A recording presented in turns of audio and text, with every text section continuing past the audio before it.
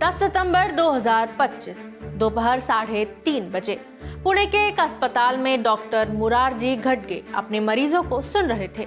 वो senior ENT surgeon हैं और इन दिनों उनकी चिंता बढ़ गई है। कानों की कमजोरी जो पहले सिर्फ बूढ़ों की समस्या थी, अब स्कूली बच्चों और युवाओं में दिखाई दे रही है। सबकी कहानी एक जैसी है, हेडफोन और ईयरफोन की लत। एक 16 साल का लड़का राहुल उनके पास आया। उसने बताया, सर मेरे कानों में घंटी सी बजती है और टीवी का वॉल्यूम बढ़ाना पड़ता है। डॉक्टर घटगे ने कहा, ये नॉइस इंड्यूस्ड हियरिंग लॉस यानी NIHL है जो हेडफोन की तेज आवाज से हो रहा है। क्या है हेडफोन से जुड़ी ये नई बीमारी? इंडिया टुडे की अपनी रिपोर्ट में बता रही हैं रिद्धि काले। नमस्ते, मेरा नाम खुशबू है और आप देख रहे हैं इंडिया टुडे हिंदी। राहुल की तरह कई युवा इस परेशानी में हैं। 2015 में WHO यानी वर्ल्ड हेल्थ ऑर्गेनाइजेशन ने चेतावनी दी थी कि 10 लाख से ज्यादा टीनेजर और युवा हेडफोन की तेज आवाज से सुनने की क्षमता से हाथ धो बैठेंगे। आज ये सच हो रहा है। राहुल रोज 2 से 3 घंटे हेडफोन पर गाने सुनता था, वॉल्यूम 90 से 100 डेसिबल तक। डॉक्टर घटगे कहते हैं कि 100 डेसिबल पर 15 मिनट रोज सुनने से भी कान हमेशा के लिए खराब हो सकता है। खासकर ट्रेन या बस में शोर के बीच लोग वॉल्यूम बढ़ाते हैं, जो कि खतरनाक है। अगर राहुल के बारे में आपको बताऊं तो वो 10वीं का स्टूडेंट है।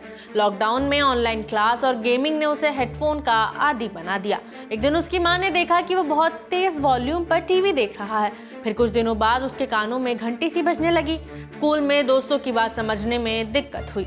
डरकर उसकी मां उसे डॉक्टर घटगे के पास लेकर पहुंची। डॉक्टर ने बताया कि राहुल के कान को नुकसान पहुंचा है। शुरुआती दौर में डिटेक्ट हो जाने पर यह ठीक हो सकता है, लेकिन देर हुई तो हियरिंग लॉस परमानेंट हो जाएगा।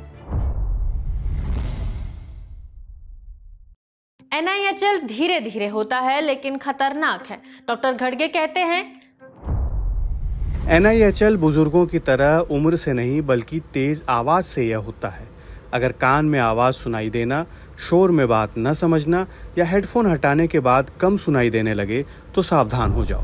राहुल जैसे कई मरीज, स्कूली बच्चे, कॉलेज स्टूडेंट और नौकरी पेशा कान में दर्द, भारीपन या सुनने में दिक्कत की शिकायत करते हैं। खास बात ये कि ज्यादातर इसे शुरू में नजरअंदाज करते हैं। ऐसे युवाओं के लिए डॉक्टर घटगे की सलाह है कि 60/60 का रूल अपनाया जाए, यानी 60% वॉल्यूम और 60 मिनट से ज्यादा नहीं सुनना है। उन्होंने नॉइस कैंसलिंग हेडफोन सुझाया जो शोर में वॉल्यूम कम रखने में मदद करता है।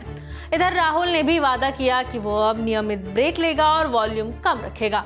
डॉक्टर्स का कहना है कि पेरेंट्स और टीचर्स को भी बच्चों को इस बीमारी के बारे में जागरूक करना चाहिए।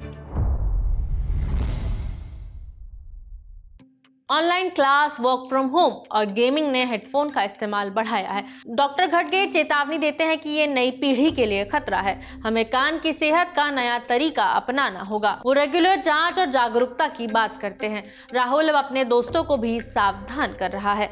राहुल की कहानी हमें बताती है कि समय रहते सावधानी बरतें तो NIHL से बचा जा सकता है। डॉक्टर का कहना भी साफ है, हेडफोन का मजा लो लेकिन जिम्मेदारी से।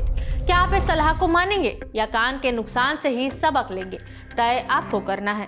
आपको ये जानकारी कैसी लगी हमें कमेंट बॉक्स में जरूर बताएं और ऐसे ही वीडियोस के लिए देखते रहिए इंडिया टुडे हिंदी। शुक्रिया।